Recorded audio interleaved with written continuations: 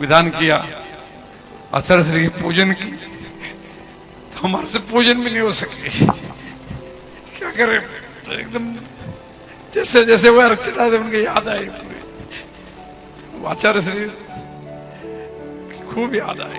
9 मार्च को जैन समाज के भामाशाह श्री अशोक पाटनी और श्राविका श्रेष्ठी श्रीमती सुशीला पाटनी जी की 50वीं वैवाहिक वर्षगांठ का आयोजन समाधिस्थ आचार्य श्री विद्यासागर जी महाराज को समर्पित रहा। अजमेर में स्थित आचार्य श्री विद्यासागर जी महाराज की दीक्षा स्थली विद्यासागर तपोवन में हुए इस आयोजन में दोनों दंपत्ति आचार्य श्री को याद कर भावुक हुए और उनसे जुड़ी स्मृतियों को सभी से साझा किया। श्री पाटनी ने कहा कि आचार्य श्री जल्दी चले गए, उम्मीद नहीं थी लेकिन जल्दी चले गए। कितने पुण्यशाली हैं कि हमने गुरुवर के युग में जन्म लिया और अजमेर जिला कितना पुण्यशाली है कि गुरुवर की दीक्षा अजमेर में हुई, शिक्षा उनकी किशनगढ़ में हुई, पर गुरुजी बहुत जल्दी चले गए। ऐसी उम्मीद नहीं थी इतने जल्दी चले जाएंगे, पर गुरुजी ने पूरी तैयारी कर रखी थी। वो आज से नहीं, कई सालों से उन्होंने तैयारी कर रखी थी। आचार्य श्री के त्याग का विवरण करते हुए श्री पाटनी जी ने आगे कहा कि वो तैयारी कर रहे थे, बहुत कम आहार लेते थे। आचार्य श्री की बहुत याद आएगी। पूर्वी महीना भर पहले भी मैं जाके आया था,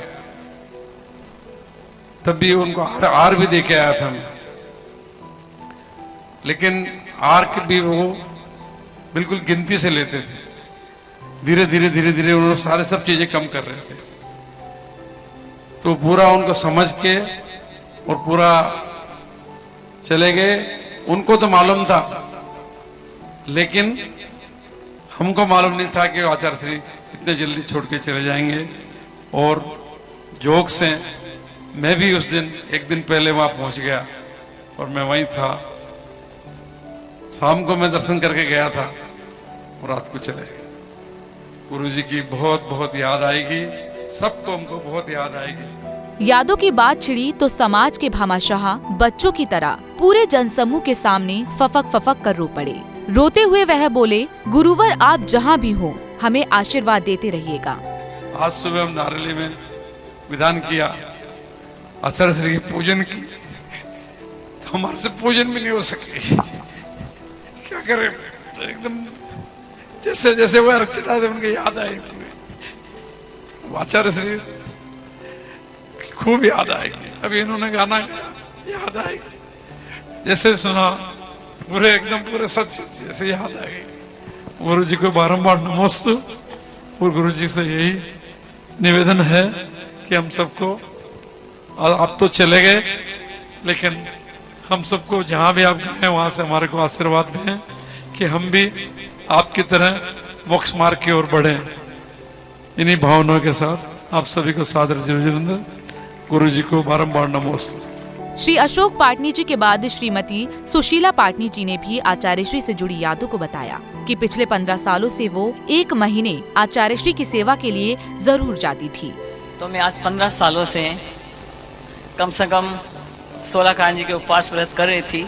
गुरु जी से लिया था, तो उनके सानिध्य में रहने का 2009 से रहती थी मैं 1 महीना। उनके साथ स्वाध्याय, आहारचर्या, इतना आनंद आता था, मन ऐसा करता था उन्हीं के पास रहें। श्रीमती पाटनी जी ने बताया कि अंतिम 5 दिनों में वे वहीं आचार्य श्री के प्रवास स्थल पर थी। भले ही दर्शन न मिल पाए, लेकिन आचार्य श्री की उपस्थिति संतोष देती थी। लास्ट में मैं 5-6 दिन पहले पहुंच गई थी, लेकिन उनकी समाधि चल रही थी तो हम लोग दर्शन नहीं कर पाए। लेकिन उनकी वर्गणाएं वहाँ रहने से ऐसी अनुभूति हो रही थी कि साक्षात गुरुजी है। उनके पास रहने से ऐसे लगता था कि चाहे अभी हम कहीं रहे हिंदुस्तान में, पर ऐसा लगता था कि है गुरुजी, हम जाएंगे।